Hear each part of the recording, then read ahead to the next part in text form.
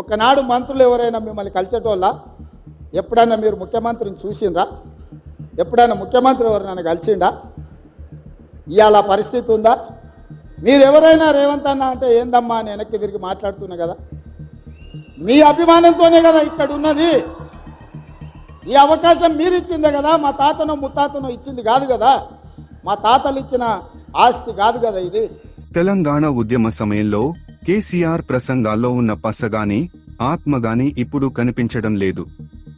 కేసీఆర్ ప్రసంగాలను టీవీల ముందు కూర్చొని వినేవారు. ఆ రోజు కేసీఆర్ స్ఫూర్తి తెలంగాణ సాధన. ప్రస్తుతం కేసీఆర్ స్ఫూర్తి కుటుంబానికి రాజ్యాధికారం.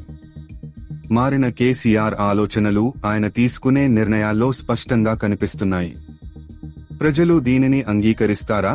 కేసీఆర్ ను నమ్మి ప్రజలు లోక్ సభ సీట్లు ఇస్తారా అనేది వేచి చూడాలని రాజకీయ విశ్లేషకులు పేర్కొంటున్నారు.